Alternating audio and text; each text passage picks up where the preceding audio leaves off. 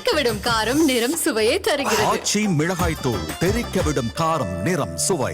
இந்தியாவுக்கு அமெரிக்கா பொருளாதார ரீதியாக நெருக்கடிகளை கொடுப்பது புதிதல்ல.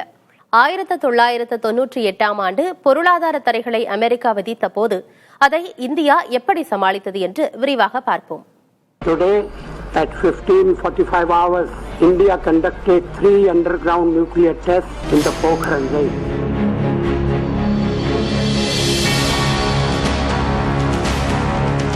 ஆயிரத்து 1998ஆம் ஆண்டு மே 11ஆம் தேதி ராஜஸ்தான் மாநிலம் பொக்ரானில் அணு ஆயுத சோதனையை மேற்கொண்டது இந்தியா.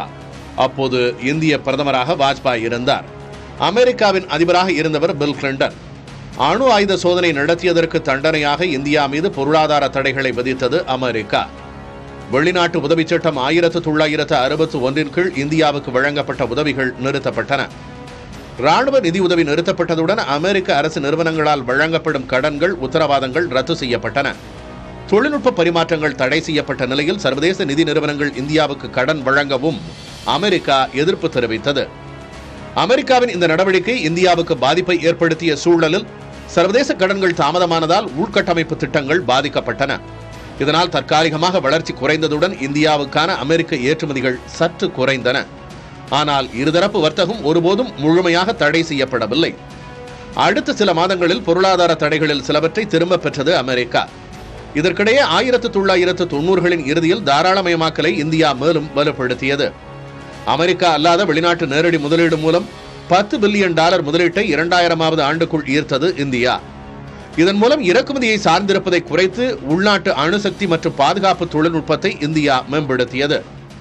சந்தை சீர்திருத்தங்கள் காரணமாக 1990களின் மத்தியில் மொத்த உள்நாட்டு உற்பத்தி வளர்ச்சி சராசரியாக 6.5 விழுக்காடாக இருந்த நிலையில் அமெரிக்கா தடை விதித்த போதும் 5.8 விழுக்காடாகவே இருந்தது. 2003ஆம் ஆண்டு மொத்த உள்நாட்டு உற்பத்தி ஆண்டுக்கு 7.8 விழுக்காடாக வளர்ந்தது. பின்னர் 2001ஆம் ஆண்டு ஜார்ஜ் டபிள்யூ புஷ் அதிபராக பொறுப்பேற்ற பின் இந்தியா அமெரிக்கா இடையேயான உறவு மீண்டும் வலுப்பெற்றது. இந்தியா மீது எஞ்சியிருந்த பொருளாதார தடைகளை நீக்கினார் push. America at its best is a place where personal responsibility. 1998ஆம் ஆண்டை போலவே தற்போதும் இந்தியா வளர்ச்சியை நோக்கி முன்னேற வேண்டும் என்கின்றனர் நிபுணர்கள்.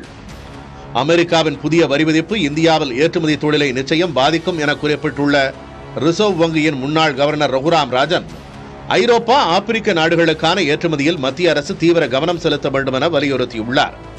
அமெரிக்காவின் கூடுதல் வரி விதிப்பை மத்திய அரசு எப்படி எதிர்கொள்ளப் போகிறது? பொறுத்திருந்து பார்க்கலாம். புதிய தலைமுறைக்காக கணேஷ் முருகேசன். தெறிக்கவிடும் காரம் நிறம் சுவையை தருகிறது. ஆச்சி மிளகாய் தூள் தெறிக்கவிடும் காரம் நிறம் சுவை.